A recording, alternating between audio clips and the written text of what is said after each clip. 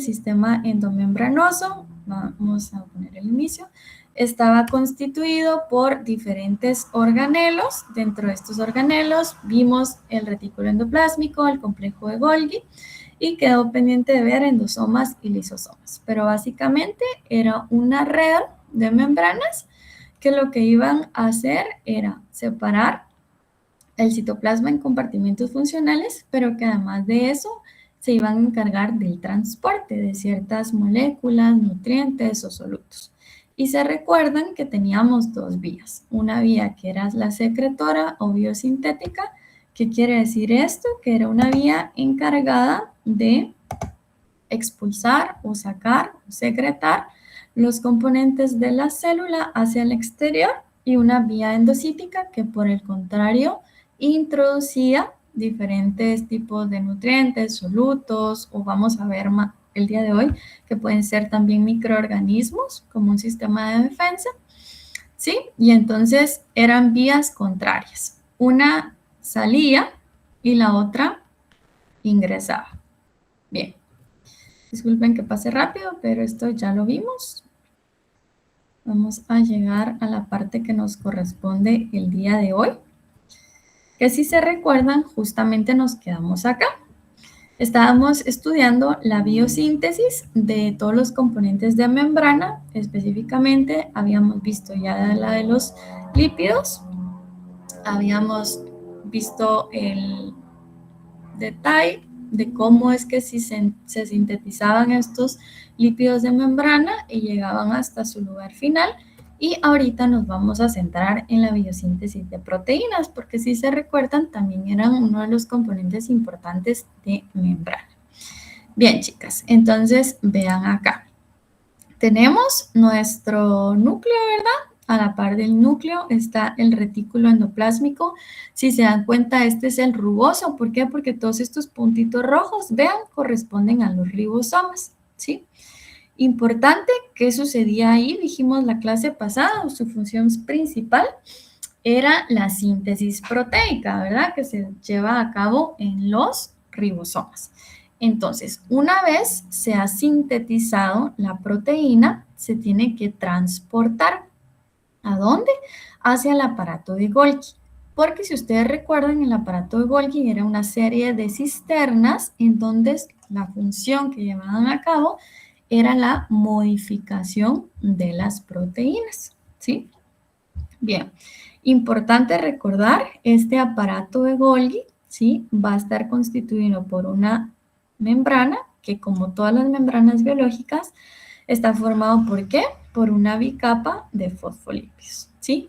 Y entonces va a tener justamente las mismas propiedades que tienen el resto de las membranas, quiere decir que tiene una parte hidrofóbica y una parte hidrofílica. Bien, a través de esta red de membranas, las proteínas recién sintetizadas en el retículo endoplásmico rugoso sufren una serie de modificaciones en donde se pueden agregar, por ejemplo, azúcares, y entonces esto llamamos que sufre un proceso de glicosilación, ¿sí? Y una vez ya está lista la membrana, ¿qué pasa? La vamos a enviar a su destino final. En este caso va a ser un transporte a través de una vesícula, ¿sí? Y vean acá, chicos, aquí ya pueden ver ustedes la cadena de aminoácidos, ¿sí? ¿Con qué? Con un grupo o un residuo de azúcar, ¿sí? Entonces acá les dice, miren, una cadena de oligosacáridos, ¿sí? Entonces esto se transporta ¿hacia dónde? Hacia la membrana plasmática. Aquí hay una fusión de membranas y finalmente, ¿qué pasa, chicos? Esta proteína ya está en su destino final, es decir, a nivel de membrana plasmática, ¿sí? ¿Cómo le llamaríamos a esta proteína, chicos? Eso creo que lo vimos en la clase de membranas. ¿Qué nombre recibiría? ¿Era la proteína integral, no? Ajá, muy bien, Melissa, es una proteína integral, porque se dan cuenta que es una proteína que atraviesa esa doble capa, ¿sí? Tiene una parte hidrofóbica que justamente está en medio de la bicapa, una parte hidrofílica que está a nivel de citosol y su cadenita aquí de azúcares que sale al exterior. Puede funcionar, por ejemplo, como un receptor. Entonces, esta recibiría también el nombre de una glucoproteína. ¿Por qué? Porque es una proteína que va a tener un grupo de carbohidratos, ¿sí? Ya si lo queremos ver el proceso muchísimo más a detalle, vean acá esta imagen, tenemos nuestra célula eucariota, fijémonos que acá está el núcleo, envoltura nuclear, y ¿qué tenemos? Tenemos retículo endoplásmico rugoso, y posteriormente tenemos el aparato de Golgi. Entonces dijimos que a nivel de retículo endoplásmico rugoso se van a sintetizar todas las proteínas, lo pueden ver aquí en color verde, ¿sí? Y estos puntitos como de color azul son los ribosomas, entonces se sintetizan y tenemos diferentes síntesis de proteínas, desde proteínas secretoras, es decir, que se expulsan, proteínas de membrana, proteínas lisosómicas, ¿sí? Entonces, vean, están representadas por triángulos de diferentes colores o cuadrados. Independientemente sea el tipo de proteína, esta va a pasar a través de vehículos, que son las vesículas, ¿a dónde? Al aparato de Golgi. En el aparato de Golgi, vean, hay diferentes compartimientos, chicos, donde se van a ir haciendo modificaciones. Esta imagen me gusta bastante porque vean acá, por ejemplo, en este compartimiento dice que pasa la fosforilación de la manosa, pero luego acá hay una remoción de la manosa, luego un proceso de glucosilación terminal, sulfación y fosforilación, ¿sí? Todos estos procesos de modificación ocurren dentro del aparato de Golgi y una vez está lista la proteína, ¿qué va a pasar? Se va a empacar en pequeñas vesículas, ¿sí? Y estas vesículas la van a llevar hacia su destino final. Importante, chicos, y hoy lo vamos a ver, es que ustedes pueden notar que unas vesículas, por ejemplo, no están recubiertas de nada y otras están recubiertas de estas moléculas como color fucsia que representan la clatrina, y este es como un indicador que va a definir hacia dónde se va a dirigir esa vesícula, ¿sí? Por ejemplo, en este caso, miren, estas proteínas van para lisosoma. Estas van directamente a exocitosis y estas van hacia un gránulo secretorio, ¿sí? Bien, ¿dudas con la biosíntesis de proteínas, chicas? O chicos, perdón. ¿No? ¿Todo bien? Bueno, entonces vamos a pasar a otro subtema que va a ser el tráfico a través del sistema endomembranoso, es decir, cómo es que funciona este sistema de transporte. Entonces, otra vez nos vamos a situar en la imagen.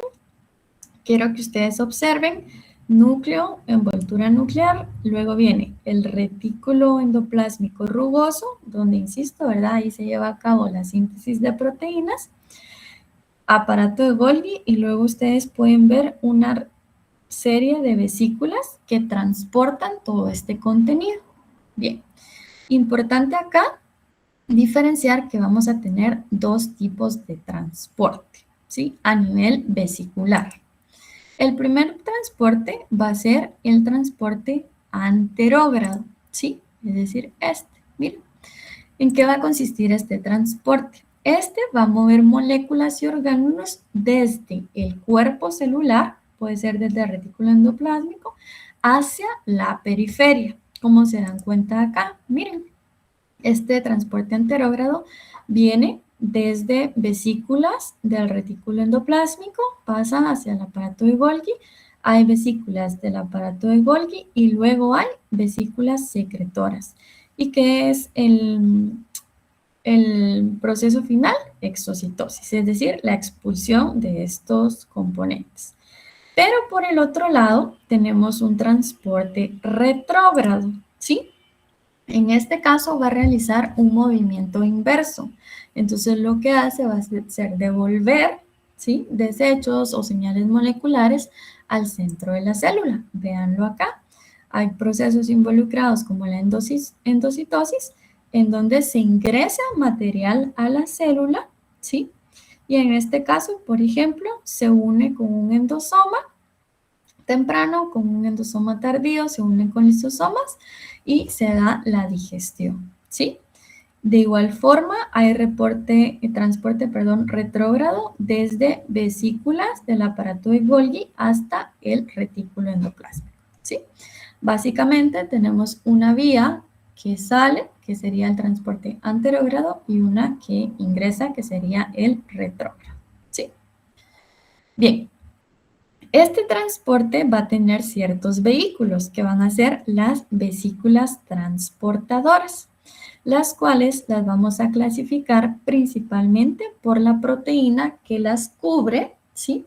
Y que va a facilitar no solo su formación, sino también va a determinar el destino de las moléculas que lleva, ¿sí? Es como que si esas proteínas de cubierta fueran una guía que les dice hacia dónde tienen que ir.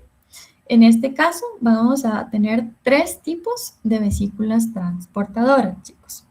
Las vesículas que están recubiertas por clatrina, ¿sí? Estas se forman a nivel de membrana plasmática y aparato de Golgi, y su función va a ser la endocitosis, es decir, la entrada de nutrientes, pero también el transporte de enzimas hacia los lisosomas. También tenemos vesículas recubiertas por COP1, las cuales se forman a nivel de aparato de Golgi, y su función es el transporte retrógrado. ¿Qué quiere decir esto? Que va hacia adentro de la célula. En este caso, funciona para que haya una devolución de proteínas desde el aparato de Golgi hasta el retículo endoplásmico, ¿sí? Y por el otro lado tenemos las vesículas recubiertas con COP2, las cuales se forman a nivel de retículo endoplasmático, y estas van a tener la función inversa a las COP1, ya que van a llevar a cabo el transporte anterógrado, ¿sí? Es decir, van a sacar, van a expulsar moléculas de la célula. Entonces llevan proteínas y lípidos sintetizados hacia el aparato de Golgi y hacia el exterior. Véanlo acá. Tenemos esta tablita que nos indica el tipo de vesícula, porque está recubierta, puede ser por clatrina, COP1 o COP2, dónde se origina y hacia dónde va, ¿sí? Entonces, fijémonos ahorita en las moléculas de clatrina. Las moléculas de clatrina dijimos que se originan ya sea a nivel de membrana plasmática, como ustedes lo pueden ver acá, o a nivel de la cara trans del aparato de Golgi, ¿sí? Cualquiera de las dos, ¿sí? ¿Qué va a hacer? Dirigirse hacia un endosoma temprano. Posteriormente, este endosoma se convierte en un endosoma tardío que se fusiona con lisosomas, ¿sí? Bien, tenemos las moléculas de COP1, las cuales se van a originar a nivel de aparato de Golgi. En este caso, el destino de estas COP1 va a ser ya sea el mismo aparato de Golgi, diferente cisterna, pero el mismo aparato de Golgi, o el retículo endoplásmico, ¿sí? Y finalmente tenemos a las vesículas COP2, las cuales se van a originar a través del retículo endoplásmico y hacia dónde se dirigen, hacia el aparato de Golgi, ¿sí? Entonces, si por ejemplo se les pone un esquema en donde se indica qué tipo de vesícula es y por qué está recubierta, ustedes en teoría tendrían la capacidad de decir de dónde viene esa vesícula y hacia dónde va, solo en base a qué tipo de proteína recubre a la vesícula, ¿sí? Bien. Hablando propiamente de transporte vesicular, chicos, estas vesículas que van a transportar, pues diferentes moléculas, partículas grandes, gotas de líquido, nutrientes, desechos, ¿sí?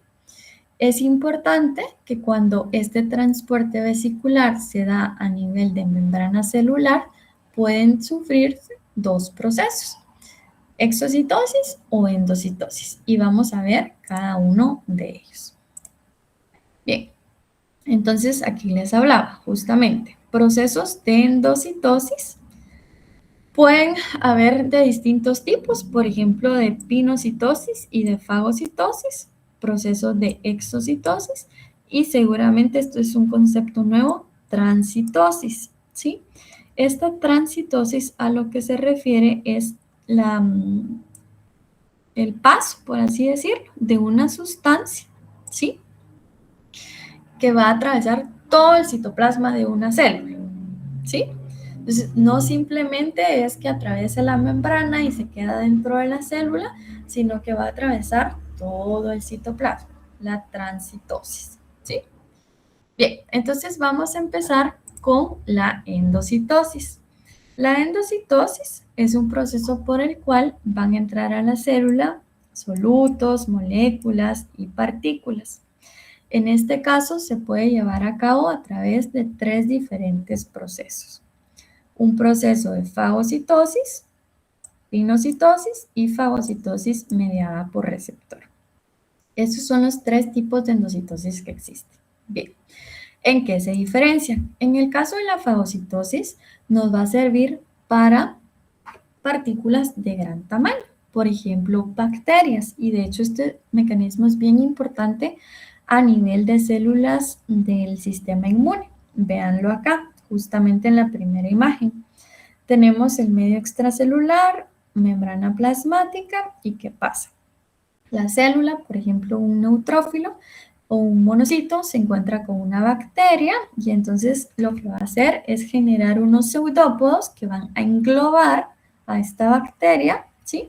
¿Para qué? Para formar una vesícula. Y a esta vesícula la vamos a llamar fagosoma, ¿sí? Posteriormente van a ver que se va a unir con unos lisosomas y lo que va a pasar es que degrada la bacteria, ¿sí? Bien, por el otro lado tenemos un proceso de pinocitosis en donde lo que se ingresa son partículas en solución. Vean acá, tenemos el medio extracelular, tenemos estas moléculas en color azul y entonces sucede lo mismo, ¿verdad? Se forma una invaginación a nivel de membrana y se forma la vesícula. ¿Para qué? Para llevar esa partícula hacia el interior de la célula. Y finalmente, chicos, fagocitosis mediada por receptor, que es un mecanismo altamente específico, el cual va a utilizar receptores de membrana, ¿para qué? Para reconocer a la molécula que va a ingresar, ¿sí?, a nuestra célula. Bien, entonces vamos a ver cada uno de estos procesos. Tenemos el proceso de fagocitosis, seguramente ustedes ya lo habrán escuchado, que es una ingestión celular.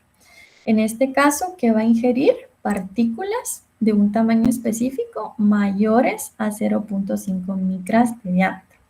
¿Qué pueden ser estos, chicos? Bacterias, residuos celulares, agregados macromoleculares, ¿sí? Entonces, vean acá en la imagen. Justamente esta bien podría ser una célula del sistema inmune, la cual detecta y reconoce que hay una bacteria, un cuerpo extraño, y entonces inicia el proceso de fagocitosis. Forma este tipo de pseudópodos que justamente ustedes lo pueden ver acá o en esta imagen también. Vean, se mira un neutrófilo y cómo esos pseudópodos van a englobar a esas bacterias y se forma el fagosoma que yo les decía. Acá está, ¿ven? Entonces, este fagosoma se va a unir, ¿sí?, o fusionar con lisosomas, ¿sí? Y entonces se forma lo que conocemos como fagolisosoma. En este caso, estos lisosomas contienen un montón de enzimas que van a ayudar a degradar enlaces de pared celular, de membrana celular, y por ende van a destruir ¿a quién? A la bacteria. Entonces vean acá, sucede el proceso de lisado de la bacteria y posteriormente aquí quedan solo cuerpos residuales. Estos cuerpos residuales se van a expulsar por un proceso de exocitosis, ¿sí? Entonces, acá tenemos otra imagen que nos explica la fagocitosis. Vean, tenemos una célula del sistema inmune, por ejemplo, que encuentra una partícula de material extraño. Entonces, ¿qué hace? activar la formación de pseudópodos para englobarla, ¿sí? Y entonces esta partícula extraña es fagocitada, ¿sí? Y queda dentro de, ¿qué dijimos? De un fagosoma. A este fagosoma se le fusiona unos lisosomas, ¿sí? Y se convierte en un fagolisosoma, que es lo que pueden ver acá. Entonces, en este caso, todas las enzimas contenidas en ese lisosoma van a digerir o degradar este material extraño y finalmente se produce un cuerpo residual. Este cuerpo residual se va a expulsar en forma de vesícula a través de exocitosis, se libera todo el material, como ven acá, ¿sí? Y así el sistema inmune tiende a destruir a las bacterias. Es un mecanismo de defensa inespecífico, pero que es bastante efectivo para matar bacterias u otros cuerpos extraños, ¿sí? Bien, tenemos la endocitosis mediada por receptor. En este caso dijimos que a nivel de membrana, chicos, van a haber ciertos receptores, pueden ser proteínas transmembranas, que van a reconocer a las partículas, ¿sí? Una vez haya un reconocimiento de esas partículas, perdón, va a haber una invaginación de membrana, si se dan cuenta acá y justamente en la micrografía, ¿sí? Entonces, en esa invaginación van a estar todas esas partículas que queremos endocitar y posteriormente hay un cierre, ¿sí?, de la membrana y se forma ya la vesícula. Importante acá que ustedes se fijen que esta vesícula está recubierta de clatrina, ¿sí? Entonces, si ustedes recuerdan, dijimos que las vesículas recubiertas por clatrina, ¿de dónde venían? De membrana plasmática, ¿sí? Y este es un ejemplo de esto mismo, ¿sí? Bien, luego tenemos el proceso de exocitosis, a la inversa de la endocitosis, que era ingresar material, aquí expulsamos material. En este caso, tenemos las vesículas que se van a acercar a nivel de membrana plasmática y se van a unir a unas proteínas, las proteínas del complejo SNARE, ¿sí? Vean, hay una proteína de SNARE en membrana y hay una proteína SNARE en la vesícula. Esto es lo que va a permitir el reconocimiento, ¿sí? Específicamente, hay una que se llama V-SNARE, que se encuentra en la membrana de la vesícula que viaja, o sea que sería esta, y luego se va a unir a nivel de membrana plasmática, ¿sí? Y esta se llama T-SNARE, ¿sí? Bien, hay ese reconocimiento, una vez se reconocen, se empieza un proceso de fusión de membranas, ¿sí? Véanlo acá, acá está el reconocimiento, y luego acá está la fusión de membranas, ¿sí? Posteriormente, una vez se han fusionado, hay una ruptura de la membrana plasmática, como pueden ver aquí en la imagen, y se libera el contenido de las vesículas, ¿sí? Importante que hay una integración de la membrana de la vesícula hacia la membrana plasmática, porque si recordamos, tiene la misma composición, es decir, una bicapa de fosfolípidos, ¿sí?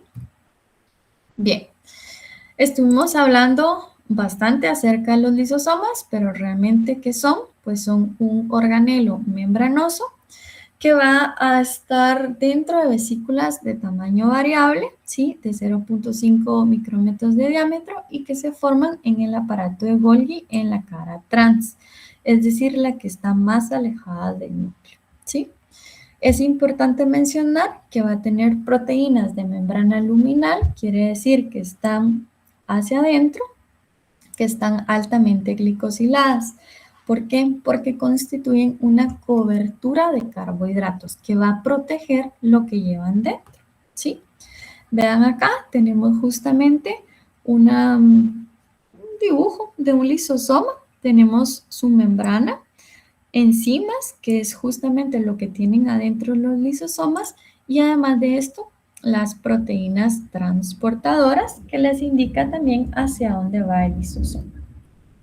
Bien, estos lisosomas, como ya bien dije, pues tienen enzimas que son de tipo hidrolasas ácidas, tienen alrededor de 40 tipos, imagínense, eso es bastante, y van a degradar casi la totalidad de las moléculas orgánicas que ingresan o incluso se acercan a la vesícula.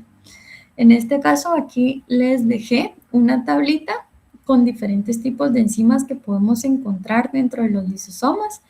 Por ejemplo, tenemos una fosfatasa ácida, ribonucleasas, desoxirribonucleasas, catepsinas, colagenasas, y cada una de esas enzimas se va a encargar de degradar substratos diferentes. Por ejemplo, en el caso de la catepsina, que degrada proteínas, colagenasa, colágeno, y así existen un montón de enzimas que le van a ayudar a los lisosomas a cumplir su función, que es básicamente degradar.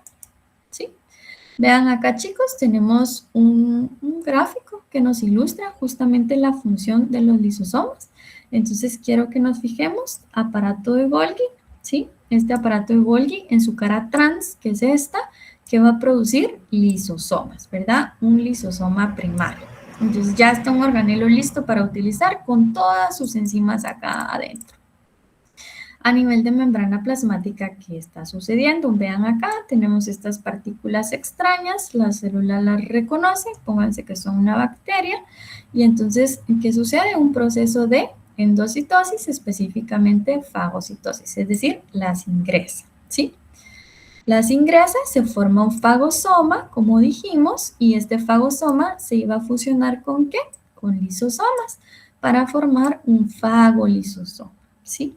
Ahí cuando se forma el fagolisosoma, las enzimas empiezan a degradar y se produce un producto de digestión o cuerpos residuales que eventualmente a través de un proceso de exocitosis son liberadas al ambiente extracelular. ¿Sí? Bien. Funciones de los lisosomas, varias, desde fagocitosis, es decir, ayudar al sistema inmune, por ejemplo, a eliminar bacterias. Justamente acá lo pueden ver, cómo fagocita una bacteria y posteriormente se une con los lisosomas y la degrada. Procesos de endocitosis, acá ustedes pueden ver cómo hay vesículas endocíticas que se unen a lisosomas para degradar el material.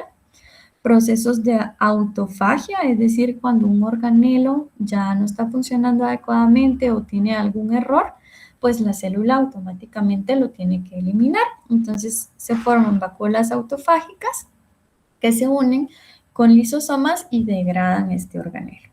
Y finalmente también sirve para procesos de exocitosis, en donde vamos a liberar al medio extracelular estas enzimas o hidrolasas ácidas. ¿Sí?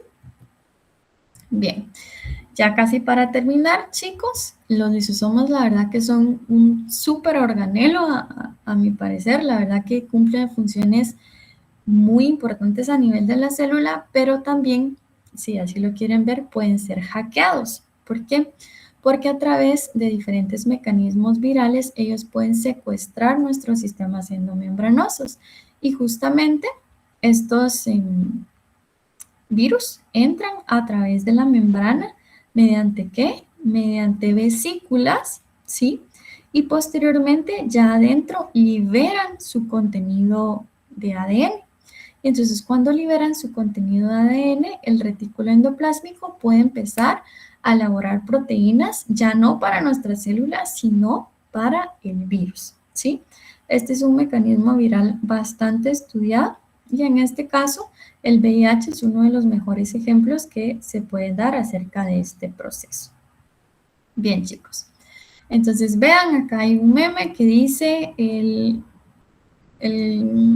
ayudante de limpieza de la célula, que es el lisosoma, y dice mantenga la célula limpia. ¿Por qué? Porque básicamente él degrada un montón de moléculas o bacterias. ¿Sí?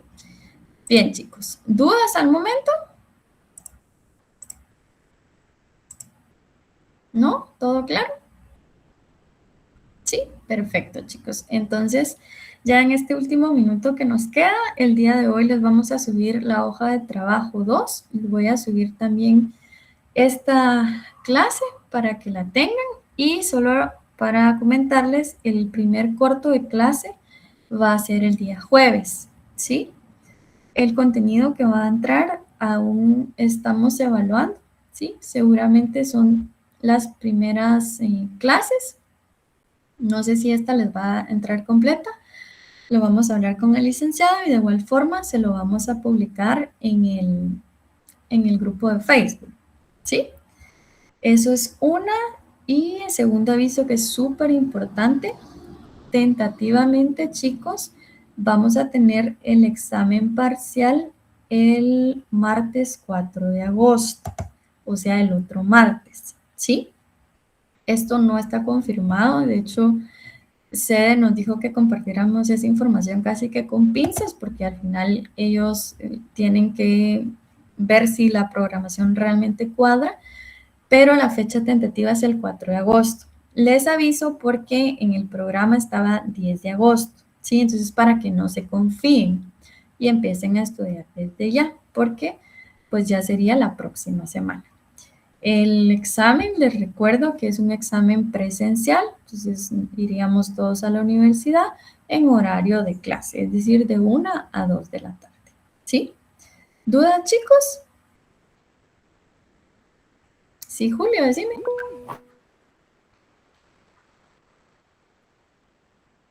No, chicos, para el examen del jueves, y gracias por aclararlo, Julio, yo a veces ya doy por sentado que todos lo saben, pero no. Este se recuerdan que es de 7 de la noche a 7:30, entonces ya ninguno está aquí en la clase.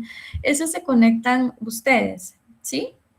No es necesario cámara ni nada, pero sí va a hacer con el Safe Exam Browser, eso sí lo tienen que tener, ¿sí?